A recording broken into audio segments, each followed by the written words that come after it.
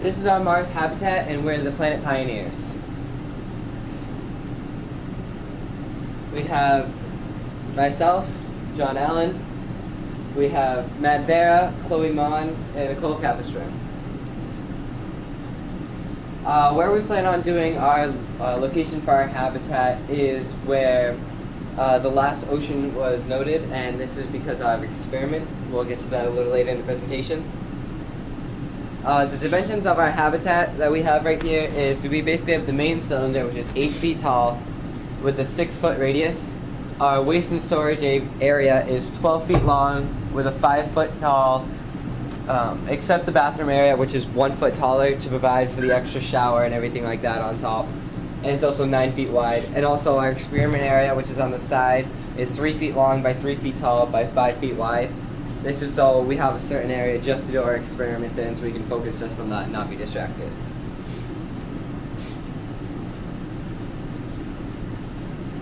I research food, and for our main food source, we are going to use a lot of plants.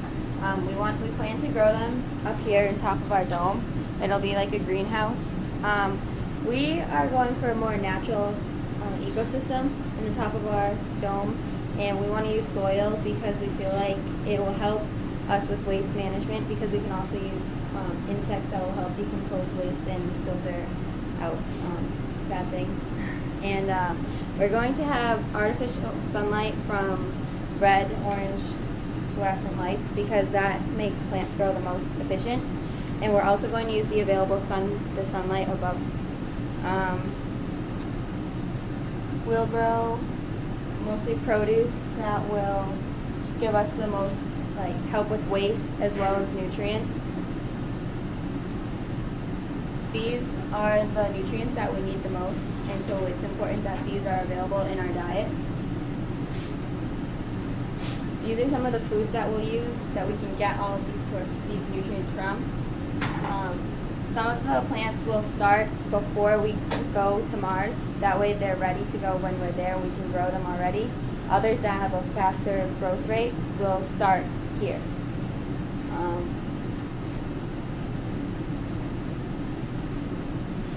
Okay. For water, there will be 2.5 liters a day per person, because that's what's necessary, and that equals 912.5 per person for a year. But for a 500-day trip, it'll be 1,250 liters per person, which is 5,000 in total for our whole group of 4 people. We plan on storing it in, this is a general storage area for waste, and we'll put some of our water stored in that area. Also, we are going to store it in the bathroom area, which is connected to the storage area. We plan on extracting water, as many other people, from urine, because urine is 95% water, and we're thinking of using the excess elements for any other things that we can find them for. For water recovery system is what we'll use. It's already being used by NASA, and it takes out excess materials, it adds water and filters that water. It adds separate waters together, and it filters them all together and then purifies them together. And we were thinking about storing water as ice, but that would clearly limit the space that you could store it, so we decided against that. The 3-step purification process that is already being used on the ISS is the first step is a filter that removes particles and debris. The second step is a process that removes organic and inorganic impurities, and the last one, it goes through the catalytic oxidation reactor, which removes volatile organic compounds, and it kills the bacteria and viruses.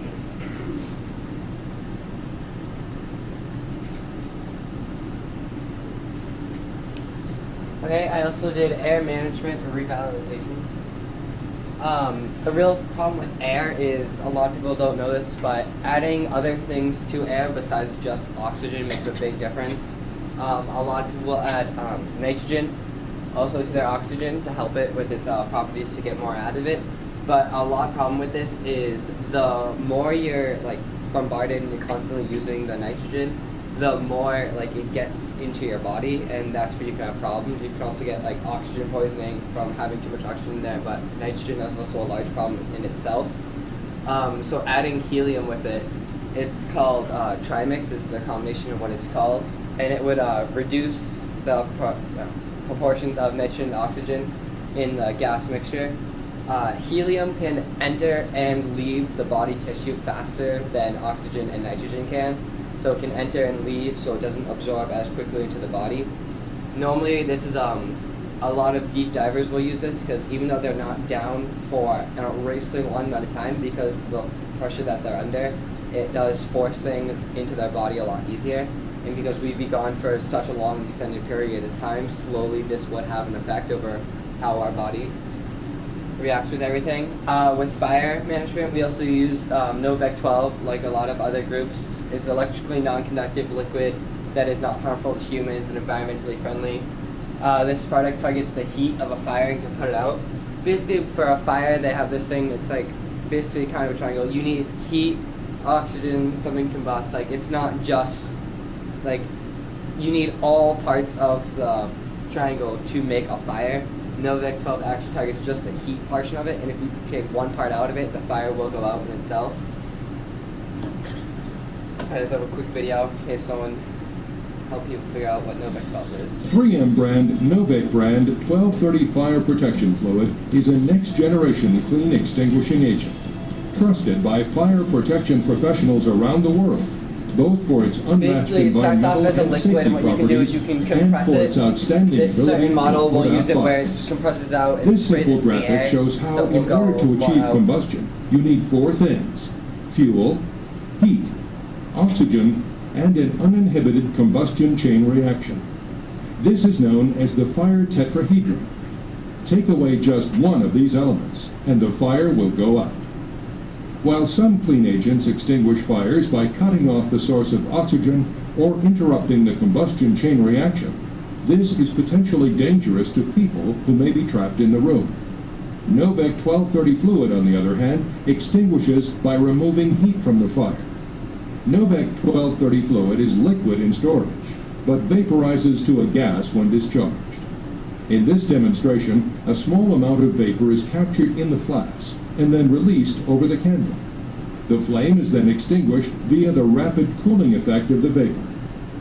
One of the key factors in the fast extinguishing properties of Novec 1230 fluid is its ability to flow around obstructions, penetrating deep inside equipment enclosures and into every corner of rooms filled with pipes and other obstructions.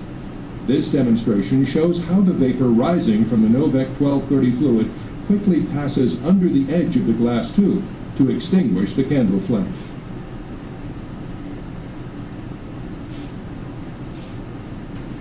This same phenomenon is demonstrated in the stair-step test. As the small amount of vapor cascades down the stairs, its cooling effect quickly extinguishes each of the candles. Basically, from that example, you could really see that it's a really fast-acting agent. It's not like a process that takes a long time, but it's also really not invasive at all to computer technology or to humans itself. So what our plan was to have like individual canisters, kind of like how we have fire extinguishers today, but have that with the Novec 12, have one per every room, so no matter where there's a certain fire, you can seal off all the rooms if it gets too crazy, and you can either have it in the ceiling boards, you can hit a button and have it come down, or if it's a small compartmentalized thing, you can take off one of the fire extinguishers and use that physically. Also with recycling air, it can be recycled many different ways. We'll be using recycling with bacteria, plants, algae, carbon dioxide refiners are a great concept. What they do is they can physically take like the carbon dioxide, and there's machines that they have that can take it and turn it into oxygen that you can breathe. But these take up so much energy, so much gasoline and other products that they're really not worth the benefit of bringing, just because how big they are, how bulky they are, and the resources they need. And they also give off bad resources, which would in turn not help at all, because we want to have as much of a closed system as we can. Also, what helps with the closed system is rebreathers. We try to have use rebreathers as much as possible, even though we know that's going to be a psychological downfall. because if you constantly have to wear a rebreather, that's going to have a psychological effect on you. Scuba divers use this a lot with a closed system rebreather.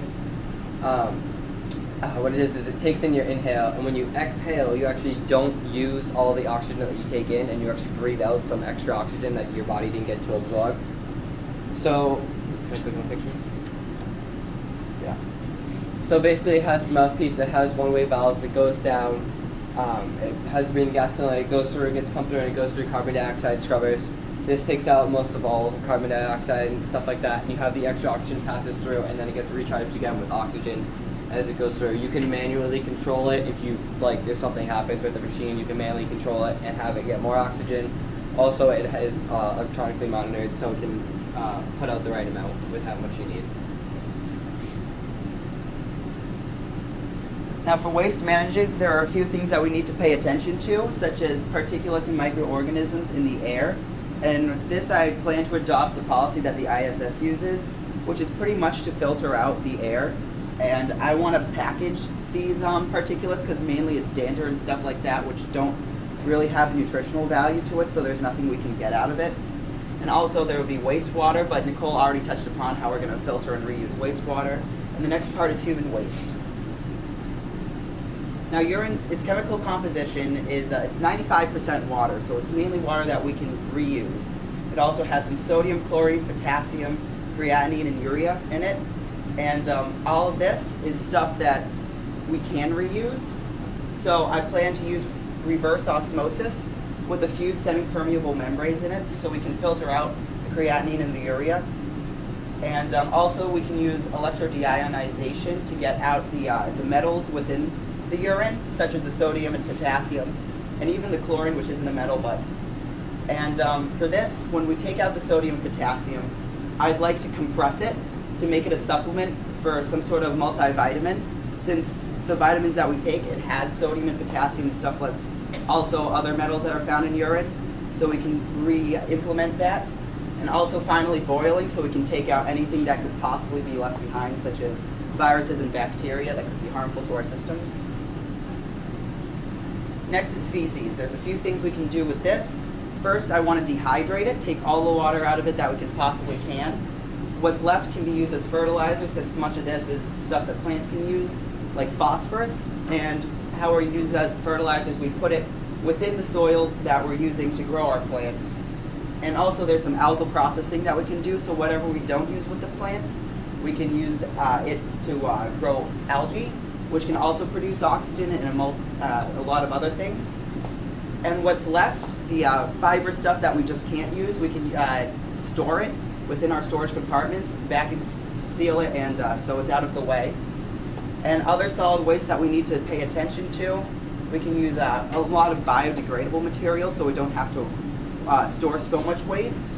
And for what we can't make non-biodegradable, we can also store it in vacuum storing.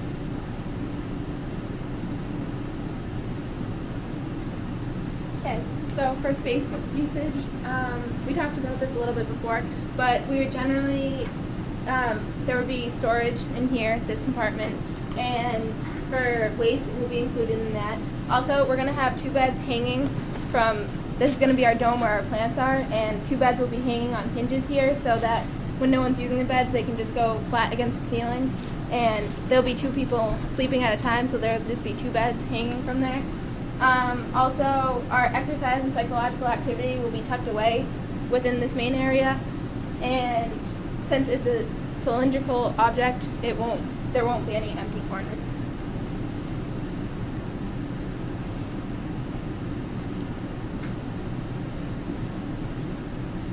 With our experiment, basically how we said before, we're landing in what we know as the lowest part of the ocean, the last ocean that was left.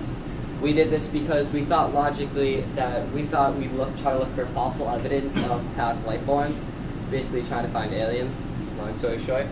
And so if the easiest way to do that is look where they'd be most concentrated. If we do know that there were oceans and we do now know that they were dried out, then where would they be? Because the oceans swelled down, most of the animals that did survive would be condensed into a smaller area, and we figured that would be our highest chances for finding fossils. For finding fossils in the first place is already a lower percentage.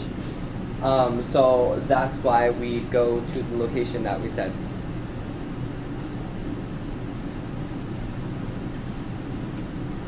To remain with our psychological health, we have a few things that we take along with us, and one is sort of a new version of an iPad, so we can like have our books, have our webcams, so we can keep in contact with people on Earth via satellite, and we can take pictures and play games and all sorts of things. And since it's all on one device, it doesn't take up much storage.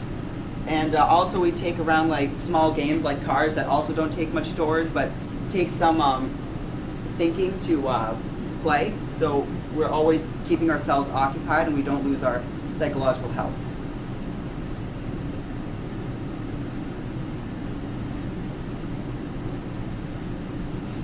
Okay, so for power, we planned on solar power, and we actually have a blanket device, which is represented by this trash bag on here. And what it would do is we would have two blankets, one on the top and one underneath, and it would work somehow on a conveyor belt kind of thing. So it'd be tucked under, and one would get cleaned of the dust while the other one the new clean one comes over. So it'd be cleaned off that way, and that's how we'd protect against dust, and it'd be clear so the sunlight can come through for our solar panels. And we also thought about having wind power. Another aspect that we had to think about was exercise, and we would think about making the centrifuge as small as we could and build it almost into the floor so that it could be tucked away when you weren't using it. Also, I was thinking of if you could have resistance bands as well as a bicycle somehow going around as you were on the centrifuge so you could do your exercise all at once. And of course, this would maintain the muscle tone.